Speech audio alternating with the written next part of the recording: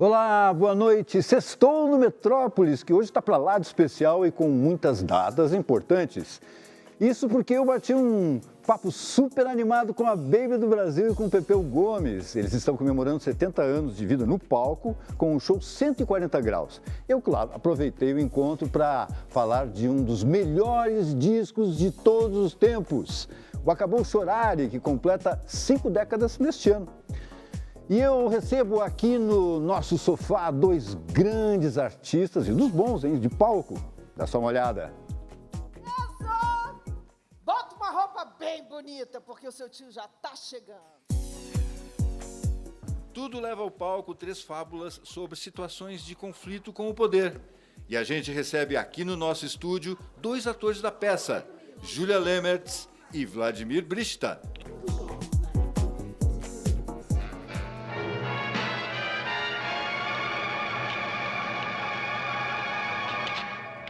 O cinema mundial perde uma mente revolucionária, Jean-Luc Godard. You don't offer friendship. You don't even think to call me Godfather. Bodas de ouro para 2 criações geniais. De um lado, a obra-prima do diretor Francis Ford Coppola, a trilogia O Poderoso Chefão. Do outro, o icônico disco Acabou Chorare, dos Novos Baianos. É hora de apagar as velhinhas para os aniversariantes que completam 50 anos. O tio Sam está querendo conhecer a nossa batucada. Anda dizendo que o molho da baiana melhorou seu prato. Tudo bem, chegando. Vai, olá. Tudo bem, querido? Tudo ótimo. Tudo bem com vocês todos? Brasil, esquentar nossos fronteiros em lugares terrenos que nós queremos amar. Vocês se deram conta que o Acabou Chorare está fazendo 50 anos? Acabou chorar e ficou tudo lindo. De manhã cedinho. Tudo kkk na fé. No bubulili, no bubulilindo. Se demos. Eu até sugeri que a gente fizesse um show de comemoração, um show só, um espetáculo só, para que não passasse em branco. Talvez por um buraquinho invadiu minha casa, me acordou na cama. Quando eu fiz essa música, eu passei quase 3, 4 dias sem dormir, porque eu tocava essa música o tempo inteiro. É uma música muito querida por nós, os compositores, e pelo público, pelos fãs, dos Novos Baianos. O João Gilberto foi fundamental mesmo para o Acabou Chorare acontecer? O João Gilberto foi fundamental, assim, profundamente. Não só na parte musical, né, que ficava Pepeu e Moraes ali captando como a gente brinca, roubando os acordes, né? Porque a escola de João, ele traz isso, o Pepe vai poder falar melhor, ele traz um outro timbre de musicalidade, diferente do timbre do rock, né? Esse momento do João com a gente deixou muito marcado pra gente aonde a gente poderia chegar. Através do samba do João, é que eu descobri uma coisa que eu já falei isso algumas vezes e torno a falar, que a bossa nova é o samba do João tocado bem devagarinho. Abre a porta e a janela, vem ver o sol nascer. Abre a porta e a janela, e vem ver o sol nascer. O próprio Acabou Chorare, o nome, vem de uma história do João lá com a Bebel, É tão não é? bonitinho isso, né? Porque ele, nessas danças ele chegava de madrugada, né? E a gente lá em cima na cobertura, sabendo que ele ia chegar, ficava esperando para ele, né, pra gente poder abrir a porta. Ele conta que a filha, lá no Peru, quando eles foram morar, caiu do banco muito alto e ele, desesperado no meio daquele trabalho que ele estava, que ele vai pegar lá, disse: acabou chorando, meu padre, acabou, que era Bebel. E nisso, a gente estava num momento onde a gente tinha vivido muitas coisas, assim, muitos impedimentos, porque para morar junto tinha que ter muito dinheiro. Então tiveram momentos que o dinheiro autoral de alguma coisa tinha que cobrir para todo mundo. O dinheiro que a mãe dava, por exemplo, para cá, tinha que subir para cá. E a gente não podia trabalhar em outra coisa, porque senão ia dispersar dançar. Então, quando ele falou essa frase, Acabou Chorar, a gente olhou, o nome do disco. Finalmente a gente vai ter esse disco incrível e aí Acabou Chorar, meu pai.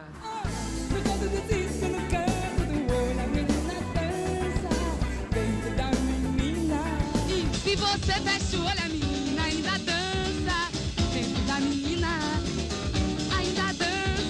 E a menina dança é desse disco e acompanha você até hoje. É Exato. a mais completa tradução de Baby Consuelo, a menina dança, que foi feita pra você, Sim, né? naquela época, as inspirações todas sempre foi, vamos fazer uma música pra Moraes cantar, beleza. Aí Galvão vai lá pro quarto. Aí tudo que estava acontecendo naquela semana, ele ia traduzir.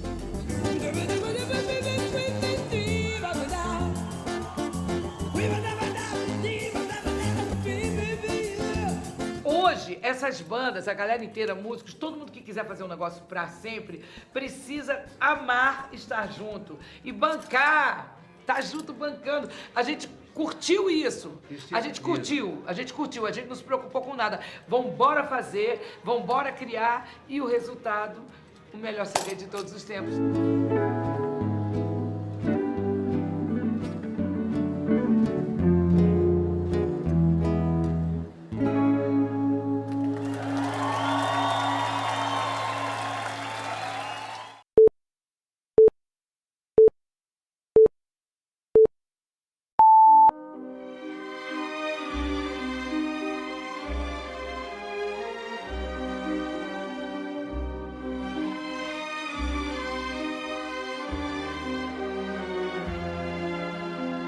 Estamos comemorando que em 72 foi lançado nos cinemas O Poderoso Chefão 1.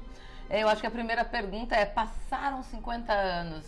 Esse cinquentão tá em crise de meia-idade, envelheceu bem? Eu acho que a trilogia do Coppola envelheceu muito bem. Sem sombra de dúvida, o primeiro filme é o grande responsável por isso. Para quem não sabe, né, o Coppola hesitou durante muito tempo em fazer a adaptação do livro do Mário Puzo. Ele refugou e ele disse não algumas vezes porque o gênero de gangster estava muito desgastado. E aí ele percebeu que ele podia pegar um ângulo da trama do Puzo em que a história da família Corleone, na verdade, simboliza também a evolução do capitalismo na América. What have I ever done to make you treat me so disrespectfully? If you'd come to me in friendship, then the scum that ruined your daughter would be suffering this very day. O marco do Poderoso Chefão diante dos demais é que os personagens possuem uma densidade psicológica acima da média de Hollywood. E no Poderoso Chefão, a violência psicológica é muito bem trabalhada no roteiro. Eles são como ser humano, cheio de contradições, de camadas. E os Corleones, o Michael, o Don Corleone, eles refletem isso. São personagens que a gente ama odiar.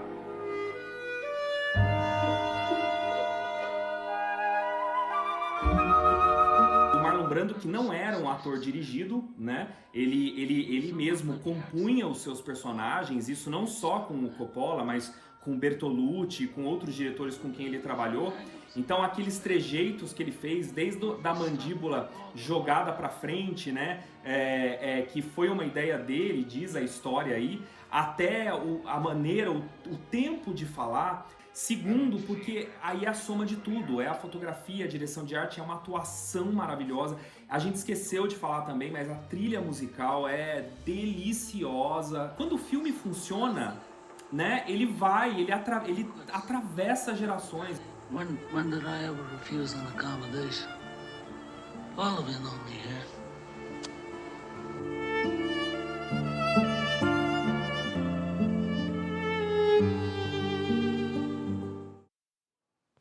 Que bom saber destes detalhes, né, dessas obras-primas, muito legal.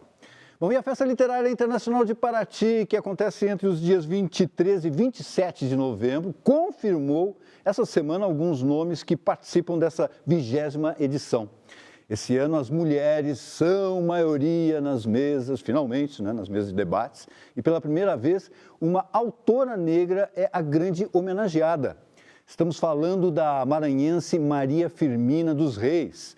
Ela publicou em 1859 o primeiro romance que se tem notícia no Brasil, que é o Úrsula. Essa ilustração que você está vendo é da ativista e escritora Tatiana Nascimento. A Tatiana reproduziu, né, o retrato de como seria o rosto de Maria Firmina, já que não há registros da imagem dela. A Flip já confirmou a presença de 25 autoras, entre elas a escritora francesa Annie Ernaux, uma referência na literatura contemporânea mundial, e a brasileira Cida Pedrosa, prêmio Jabuti, né, pelo livro Solo para Vialejo. A gente aqui do Metrópolis vai acompanhar de perto todos os preparativos dessa grande festa da literatura que volta a ser totalmente presencial. Muito bem, vamos nós aqui agora. No próximo bloco, não percam, porque vai ter um papo muito legal com a Júlia Lemertz e com o Vladimir Brista. Eles estão na peça Tudo, que foi destaque no Festival de Curitiba e que acaba de desembarcar aqui em São Paulo. Daqui a pouquinho. Nossa, como o Enzo cresceu. Não, Osmar. Namorado da Nelly. Por favor, é um amigo. Afrânio. Afano? Afrânio, eu sou irmão da Nelly, mais novo. Prazer.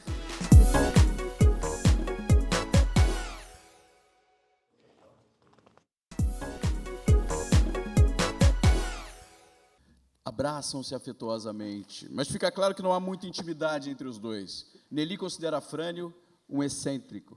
Obrigado, presente. Não precisava. Um macarrão? Eu não sabia que você ia preparar. Bom, é Natal, né? Coisas de Natal, Peru, essas coisas. O que eu faço com isso? O que você quiser. Esse é um país livre e, por enquanto, democrático. Essa é minha namorada. Ela é russa.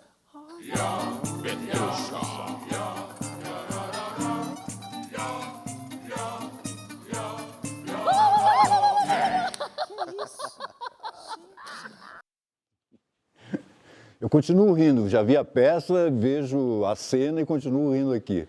Vocês acabaram então de ver aí um trecho da peça Tudo, que tem tradução, adaptação e direção de Guilherme Weber. Está em cartaz aqui em São Paulo. São 3 fábulas que partem de 3 perguntas. São as seguintes: por que todo Estado vira burocracia? Por que toda a arte vira negócio? E por que toda religião vira superstição? Júlia Lemertz e Vladimir Brista estão aqui com a gente para responder essas perguntas. Boa noite para vocês, sejam bem-vindos ao Metrópolis. Boa noite. Acho difícil responder essas perguntas assim rapidamente. Eu acho que elas não são para serem respondidas necessariamente, mas são mais provocações. Falando em Abu Janra, que a gente estava falando, provocações são provocações. A gente sai bastante provocado do teatro. A gente ri e sai provocado do teatro, Vladimir Brista. E é essa a intenção mesmo, né? A peça se vale de 3 perguntas, né, para iniciar cada uma das 3 fábulas. E de imediato, antes de assistir, a gente tenta responder, né? Inevitavelmente, né? Que nem você diz assim, não respira, você pensa na respiração, você faz uma pergunta, por que todo Estado vira burocracia, ou por que toda religião vira superstição, imediatamente você tenta elaborar alguma coisa na sua cabeça. Quando você assiste a peça, você sai de lá com alguma certeza, mas com muito mais dúvidas, assim, o que eu acho que é uma qualidade de uma peça, de uma obra artística, é quando ela incita a curiosidade, né? Faz você avançar na dúvida, né? E não ficar te dando um monte de certezas. E depois que eu assisti, fiquei tão acachapado pelo texto, pela interpretação e tudo isso, quem é o autor desse texto? Aí foi procurar, Rafael Spregelburt, né? Isso, argentino. Lá deve ser Spregelburt. Mas ele é argentino, né? Ele é argentino. Spregelburt deve ser o quê? Um alemão? Não? Mas agora me deu a impressão, né? Que seria um Spregelburt. Exatamente. Ele é dramaturgo, ele é ator. Já vi ele em filme, inclusive. E ele tem uma companhia, né? Ele tem... É professor de dramaturgia, é dramaturgo, é ator, diretor. Eu vi um filme dele muito bom, se chama Vizinho ao Lado. Não sei se vocês viram. Sim. Maravilhoso. Vi. Esse filme é interessantíssimo, né? Eu trabalhei com o ator que faz o cara, o vizinho, né? Que é uma pessoa mais bruta e tudo. E depois eu fiz um filme com ele aqui no Brasil também. E ele ele é um excelente ator. Ele é um cara brilhante mesmo, é um pensador, né? A peça deixa claro que esse cara ele é um pensador no melhor nível, assim, que a gente tem, assim, Como é que vocês, o Guilherme, vocês descobriram ele como dramaturgo? Como é que foi isso? Eu acho que, assim, lá atrás, com Felipe Hirsch e os ultralíricos, teve uma grande pesquisa de autores latino-americanos, teve a tragédia latino-americana, a comédia latino-americana, e esses autores vieram sendo descobertos, mas sendo achados para esse trabalho. E acho que dentre eles estava o Rafael, que fez amizade também com o Felipe. O Rafael, se não me engano, tem um texto dele no fim do Felipe e no Antes que a Definitiva Noite Caia sobre a América Latina. É um espetáculo que o Guilherme fazia como ator, que o Felipe dirigia e que tinha um texto do Rafael também. Então, acho que esse foi o contato inicial que eles tiveram e o Guilherme sempre, enfim, atento ao que o Rafael estava fazendo, e ficou com essa peça na pesquisa, assim. Nós estamos vendo, enquanto vocês falam, tem trechos da peça.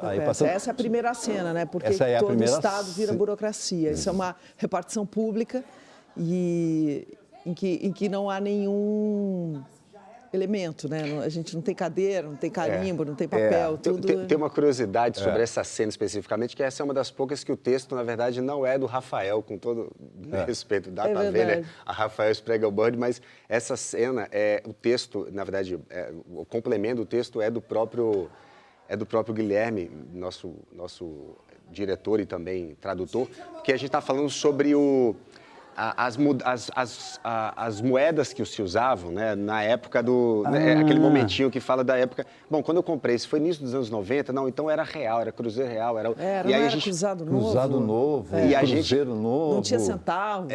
Eu sei que a economia argentina passou também por vários percalços, mas a particularidade do Brasil em relação à quantidade de moedas diferentes em tão pouco tempo é uma piada que ela funciona muito aqui para o público. E todo mundo ri.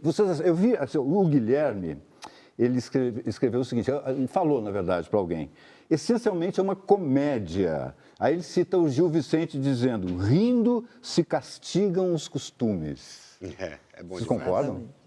Sim. Absolutamente. Se o diretor falou, concorda. Totalmente. Né? E essa peça, ela consegue fazer isso com maestria, assim. Eu nem sei o quanto o Rafael, quando sentou para escrever, se ele pensou assim, eu vou fazer uma comédia hilária, que as pessoas vão se gargalhar e tudo mais, porque o lugar dele da provocação é também de levantar questões muito sérias, assim, né, sobre... Ele questiona muito o capitalismo na segunda fábula, ele questiona a própria religião, as crenças que a gente tem no que não é explicável na terceira. Mas o resultado da nossa peça é muito engraçado, de fato. Assim, e você sente que é um riso que não é um riso, só um riso de receber aquilo e achar engraçado, não. É um riso incômodo também, né? Porque é quase uma virada de espelho também, né? Olha como somos. Exatamente. Como somos contraditórios, toscos e as olha nossas como neuroses, né? As nossas neuroses. Exatamente. Então, tem uma novela muito antiga da Tupi, um título daqueles bem bregas, mas me faz pensar na peça. Um gosto amargo de festa. Nesse sentido, assim, é uma festa, mas tem uma coisa que trava, entende? Exatamente. Isso aí. E a questão do corpo, hein? Como é que vocês trabalharam o corpo? Aliás, eu até anotei o nome, o Tony Rodrigues, né? Como é que vocês trabalharam? É porque é impressionante a questão do corpo também na peça.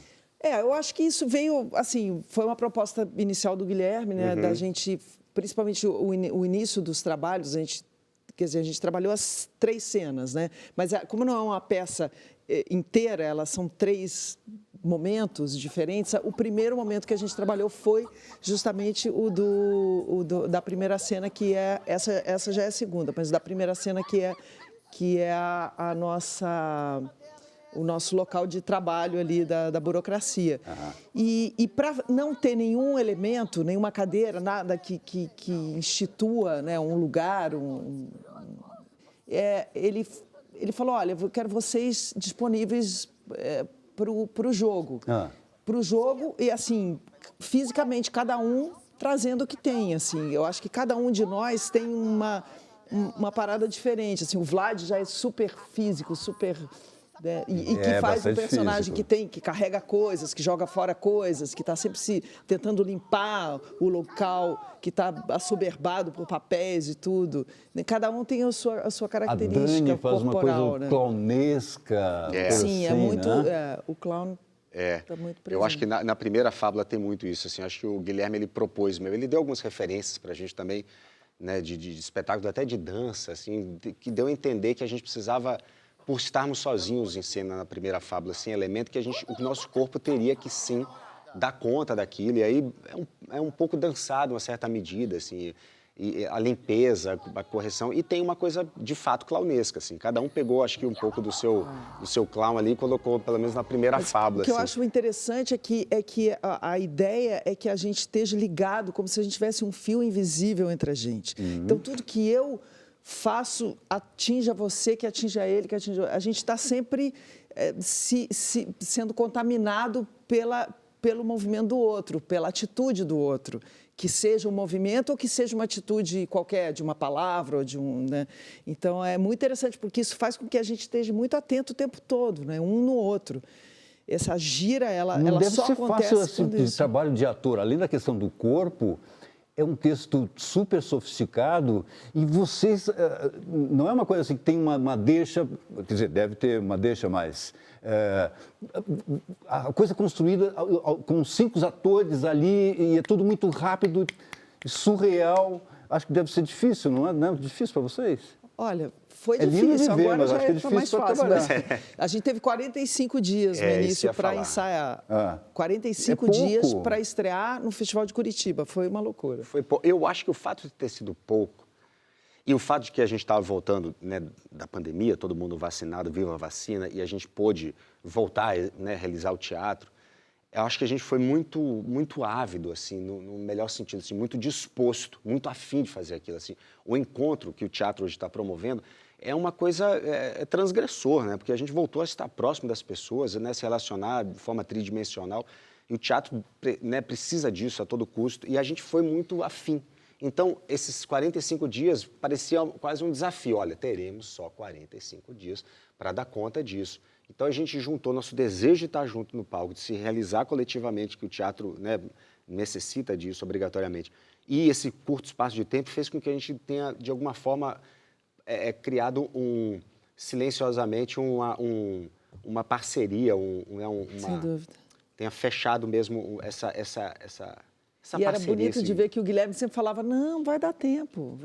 Aí a gente ainda tem uma semana. Ainda tem uma semana. E aí eu comecei a viver budistamente, entendeu? Eu falei, eu só penso no dia de hoje. Hoje é isso. Hoje nós temos isso. Hoje eu vou decorar isso, a gente vai conseguir. Ele fez, inclusive, um quadrozinho assim, e ele falou, olha, a gente tem 2 semanas e meia para cada fábula. Então, a gente começou a pensar de uma forma bem cartesiana, que de alguma forma, a própria dinâmica da cena, ela tem algo, principalmente a primeira, é algo de cartesiano. Então, de alguma medida, essa nossa provocação aí deu certo. E esse mapeamento corporal ajudou muito também, eu acho. Sim. Né? Essa coisa física, assim, ajuda muito porque que nem é como dança e é como música, né? Claro, claro. Acabou o nosso tempo. Não. A gente precisa falar muitas coisas. Precisamos. A gente precisa falar do Sesc Bom Retiro. Exato. Que a gente está felicíssimo. Tem tempo para falar isso. Sesc Bom Retiro, maravilhoso que teatro é um espaço, lá. A primeira vez que eu faço, não sei se você também... Eu inaugurei o Teatro Bom Retiro. Tá lá, olha, eu inaugurei o Teatro Sesc Bom Retiro, São Paulo, até o dia 9 de outubro. Corram. E assim, ó, aquela peça... Olha, corram e não tenham medo, porque o Sesc Bom Retiro fica numa região do centro que está, enfim, passando por questões, mas o Sesc disponibiliza vans que levam as pessoas até o metrô e pegam as pessoas do metrô e levam até o teatro. Tem estacionamento no lugar. É super lindo, é super seguro. Tem todo um cuidado para que as pessoas continuem indo como estão ao teatro. Isso. E a gente está muito feliz de estar de volta ao fazer a mímica aqui com vocês. Uma mímica de tchau. Um beijo para as nossas produtoras da Quintal. Quintal Rio Produções. Beijo para o Guilherme. Beijo para o Guilherme, nosso público. Coração para vocês. Olha, tem que ver 2 vezes essa peça, no mínimo. Isso. Viu? Maravilhosa. É bom ver 2 vezes, que na primeira você leva um impacto. Leva um impacto, e a segunda e aí depois na segunda... Isso. Na segunda a gente toma um choppzinho e conversa. Parabéns para vocês, viu? Obrigado, gente. Obrigadão mesmo. Valeu. Vinho aqui? Olha, começou a Semana do Cinema em 6 capitais brasileiras. A iniciativa da Federação Nacional das Empresas Exibidoras Cinematográficas quer atrair o público de volta para as telonas, porque desde que começou a pandemia do coronavírus, o movimento das bilheterias nunca mais foi o mesmo, infelizmente. Até por isso, os ingressos terão preço único de R$10, exceto para a sala IMAX. Então, corram lá e aproveitem.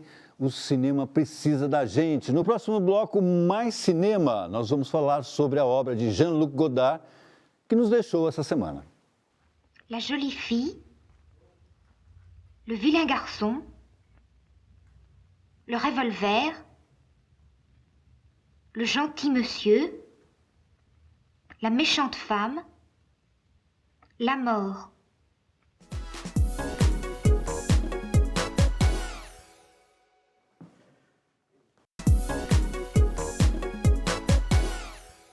E essa semana nós perdemos um diretor que transformou o cinema mundial, o mestre Jean-Luc Godard, autor de mais de 127 obras. O Godard foi um dos líderes da Nouvelle Vague, movimento francês, não é, que revolucionou a forma de se fazer cinema nos anos de 1960.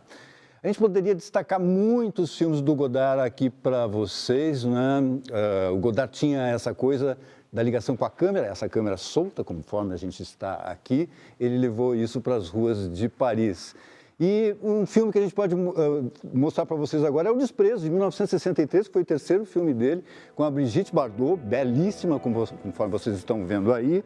Também tem o Jack Palance, o Michel Piccoli, o Fritz Lang, o diretor alemão que fez o filme Metrópolis, participa como ele mesmo neste filme. É incrível. Quais palavras a gente poderia definir o cinema do Godard?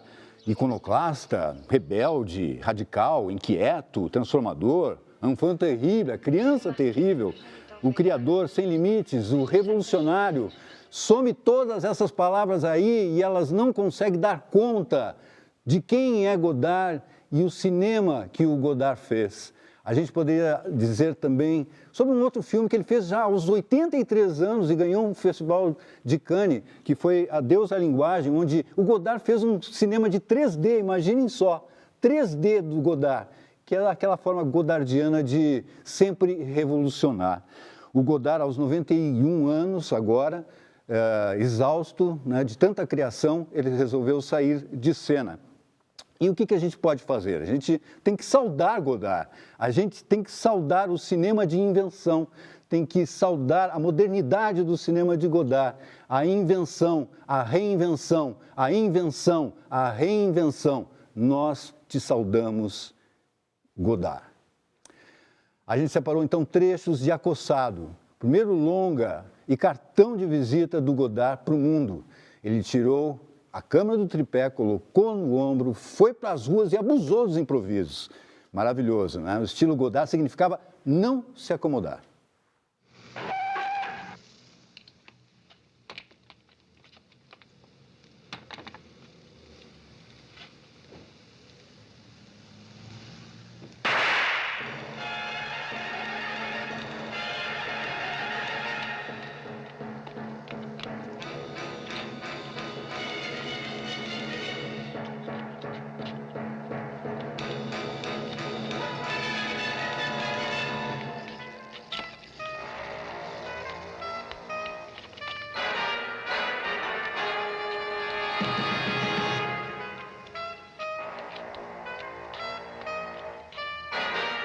O Metrópolis de hoje fica por aqui com essa cena hiper clássica, né, de Acossado. Segunda-feira nós estamos de volta às 7h20 da noite. Beijo, até lá, tchau, tchau.